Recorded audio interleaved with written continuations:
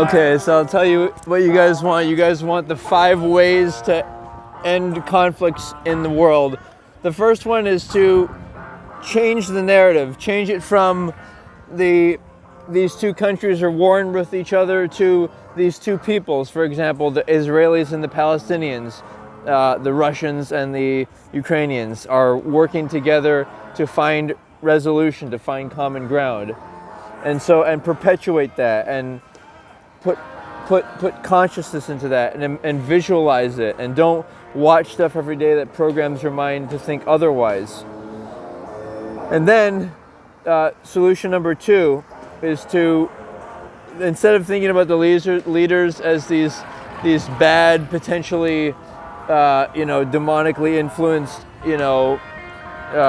politicians, imagine them smiling and a brilliant white light shining down on them and protecting them as a brilliant sphere of white light.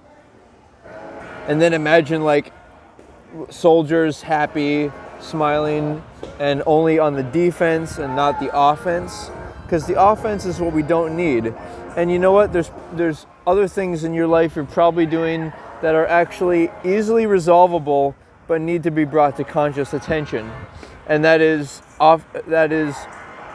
certainly the way that men and women seduce one another and engage in premarital intimacy in the interest of seeking someone's body or their money. It's unloving, and the implication is that intimacy is more important than marriage and commitment. When if you want a world that's sustainable and loving, that's oriented around the family unit and is meant to last, then you've got to make choices there, not to seduce one another's future spouses, the future, your sisters and brothers and people throughout the world. Respect each other. And then point number 4 is to adopt a vegan approach to life, because that means that we recognize that animals have sensations, and that we don't need to harm innocent creatures who are not involved in our life. We have other food sources, and this on the same tangent, all this idea of caretaking these pets, like, unless they're herbivorous, then they would, like, if like you see even dogs, cats, etc. chasing around birds, like if we were the size of that bird, they would be chasing us. So don't be supportive of an animal's consciousness that could potentially hurt you.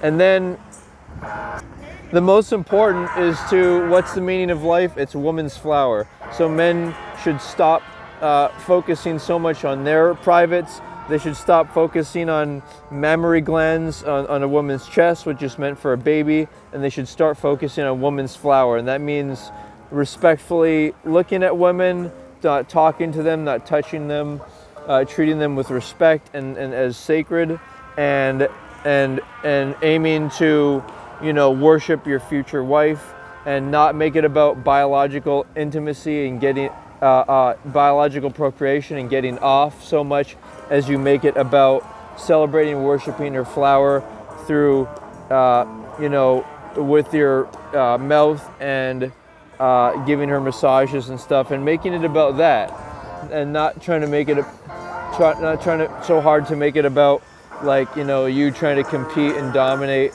her in the bedroom. Although that has its place, it's like the main theme should be her body.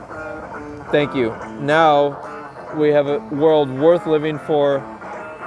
You're instantly saved because you've thought of a woman's flower. Your life now has a renewed sense of meaning and purpose. And even if we destroy this world because we're not following these precepts, these 5 precepts, and we can always reincarnate into another body, into another planet, because that's who we are. Who are you? That's who you are. Say it to yourself. I am pure consciousness. I am all that is. Aloha.